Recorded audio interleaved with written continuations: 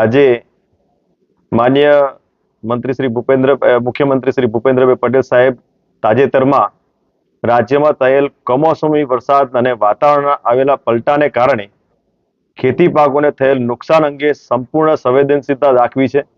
ધરતીપુત્રોને આપદાના સમયે તેમની પડખે ઊભા રહેવા દિશા નિર્દેશ આપ્યો છે.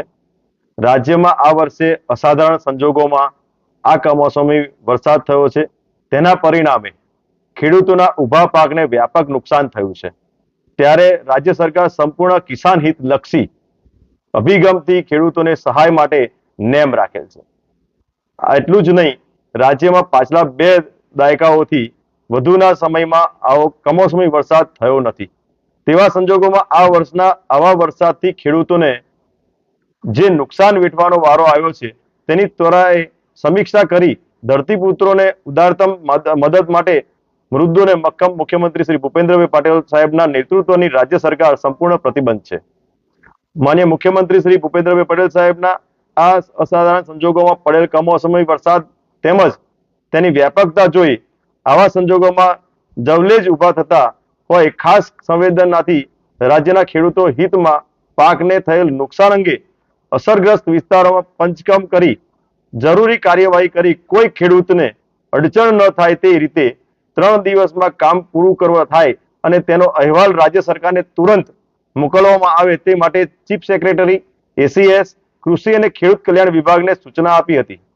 જિલ્લા કલેક્ટર શ્રી અને જિલ્લા વિકાસ અધિકારી શ્રી, જિલ્લા ખેતી અધિકારી તેમજ તુરંત જાણ કરવા આદેશ આપ્યો તે જેથી ખેડૂતોને થયેલ નુકસાન અંગે સહયોગ કરવા મદદરૂપ બની શકાય. માન્ય મુખ્યમંત્રી શ્રી ભૂપેન્દ્રભાઈ પટેલ સાહેબે અસાધારણ સંજોગોના રાજ્યોને ખેડૂતોના પાકને થયેલ નુકસાન અંગે અસરગ્રસ્ત વિસ્તારોમાં પંચકામ કરીને ઝડપથી 3 દિવસમાં સમીક્ષા થાય તથા તેનો અહેવાલ રાજ્ય સરકારને તુરંત જ મોકલવામાં આવે તે માટે સૂચનાઓ જિલ્લા કલેક્ટરશ્રીઓને અને જિલ્લા વિકાસ અધિકારીશ્રીઓને આપી છે. આ વિગતો જેટલી ઝડપથી મળી શકે તેટલી ઝડપથી સરકારને પહોંચાડીને ખેડૂતોને થયેલ નુકસાન સામે રાજ્ય સરકાર સહાય થશે તેવા સહકારનો ધ્યેય છે. ખેડા જિલ્લામાં પણ ડાંગર, મગફળી, તમાકુ, કપાસ, દિવેલા, શાકભાજી, બાજરી જેવા પાકોમાં નુકસાન છે. ત્યારે જિલ્લા કલેક્ટર સાથે તમામ ધારાસભ્યશ્રી અને ખેડૂત આગેવાનો સાથે નુકસાની અંગે બેઠક કરી સર્વેની કામગીરી શરૂ કરેલ છે.